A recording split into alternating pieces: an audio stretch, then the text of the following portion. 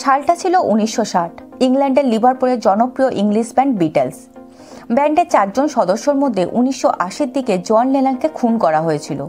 ২০০১-এ Harrison lung ক্যান্সারে মারা গেছেন। পল ম্যাকার্টনি এখনও মিউজিক জগতে কাজ করছে। রিঙ্গো স্টার এখনও পারফর্ম করেন Ringo Starr and his all star ব্যান্ডের সাথে। ১৯৬০-এর দিকে জনপ্রিয় হওয়ার পরও বিটলস মানসিক শান্তি খোঁজার জন্য ভারতবর্ষে এসেছিলেন, কারণ তাদের ব্যস্তময় জীবনের চাপ আর ব্যক্তিগত সংকটে তারা ভুগছিলেন। ১৯৬১ সালের দিকে উত্তরাখণ্ডের ঋষিকেশে মহর্ষি মহেশ যোগী আশ্রম প্রতিষ্ঠিত হবার পর বিটলস তাদের পরিবারকে নিয়ে ওখানেই থাকতে শুরু করলেন।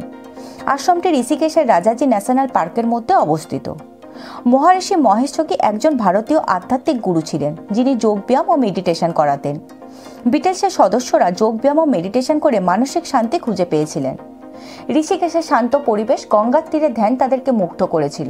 সেই সময় তারা বেশ কিছু জনপ্রিয় গানও রচনা করেছিলেন, যেমন bungalow Bill, back in the USSR, dear Prudence. গানের মধ্যে ভারতবর্ষের সংস্কৃতির ছাপও পাওয়া যায় বেশ কিছুটা। বিটলসের সদস্য জন লেনন আশ্রমের কিছু ব্যাপারে অসন্তুষ্ট হয়েছিলেন, তাই ১৯৬৮ সালের দিকে বিটলস ভারতবর্ষ ছেড়ে যাবার সিদ্ধান্ত নিয়ে নেয়। বিটলস ছেড়ে যাওয়ার পর আশ্রমও জনপ্রিয়তা হারিয়ে ফেলল। তবে ২০০৩ সালে আশ্রমটি সংরক্ষণের কাজ শুরু করে সরকার। ২০১৫-র দিকে সাধারণ মানুষের জন্য খুলেও দেওয়া হয়।